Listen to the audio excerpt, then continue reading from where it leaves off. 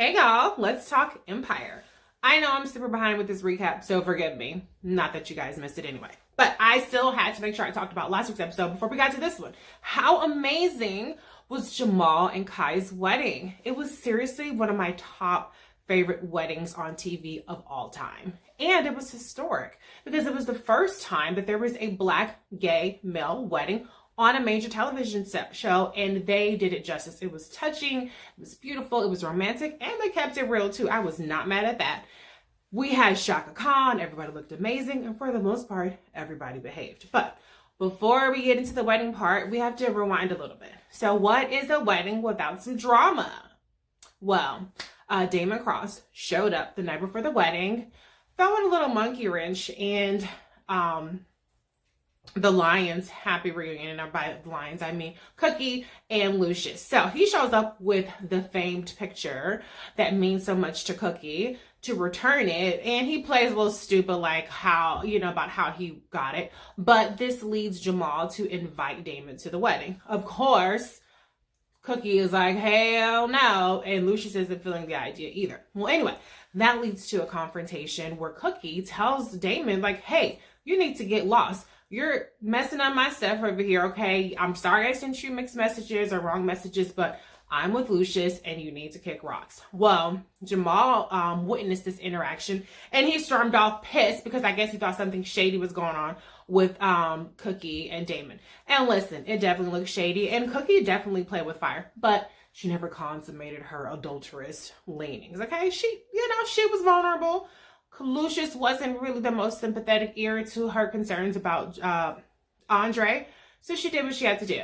But luckily, Jamal, kind of agrees to not tell Lucious about this, who, by the way, has been rounded up by the feds. And I'm about sick of this FBI chick just waltzing her little ass in there and doing what she wants to do. So she tries to threaten Lucious, who, of course, is big and badass, and he's not going for it. And he just goes on and he makes it to Jamal's wedding. But of course, the whole run-in with the FBI makes him realize how important it is for him to be there for Jamal. He was a little hesitant, or actually flat out rejected the idea of walking him down the aisle. And he kind of went into this whole super insensitive spiel about how he's already doing a lot supporting Jamal and his marriage, and he doesn't want to do anything more. Shame on you, Lucious, but he does eventually get it together, and they walk, him and Cookie walk him down the aisle, which of course makes Jamal super happy. So that's the Jamal part.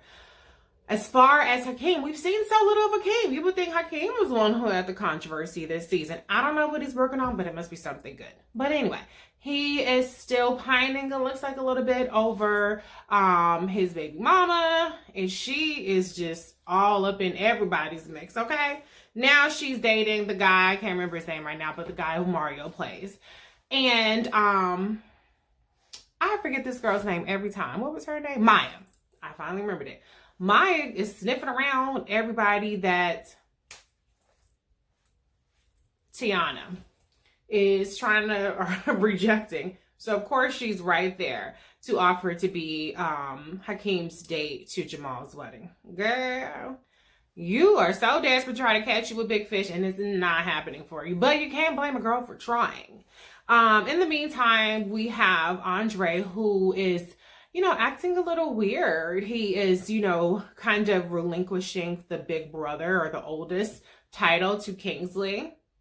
That's suspect. And he was acting really strange at the wedding. Well, Lucious goes up to, and finds him by himself at the wedding. And Andre reveals that he wants to commit suicide, which is obviously shocking. It's obviously heartbreaking. And, he says that he's still dying. The cancer treatment worked, but it also destroyed his heart. He needs a new heart, and he wants to go out on his own terms. We need a 51-50 hold on Andre's stat. This isn't something that you can just be like, I don't want that to happen, but let's just act like it never happened. Like, dude, get this man committed to a hospital. And Andre's girlfriend revealed to Cookie that she's pregnant. So, I don't know what's going to happen. Somebody's in that damn casket. It's probably Andre, right? He's the one who has cancer and now heart disease, right? I don't know. Maybe nobody's in the casket. Maybe the casket was a fake out. Maybe they're going to act like we never saw the casket. That's what I can hope. But in the meantime, I guess we'll just have to wait and see. There's always stuff cooking up around the lions. And supposedly we're not supposed to see any more Jamal for the last 2 episodes. I guess it could kind of make sense if he's on his honeymoon. But it also wouldn't make sense if his brother is suicidal, that he would just bounce and disappear. So we'll see how these last 2 episodes shake out without Jussie Smollett. If they shake out without Jussie Smollett, I'm still and will forever be Team Jussie. So I certainly hope to see him. But either way, we're 2 episodes left of the season to see how all of this stuff pans out. So stay tuned.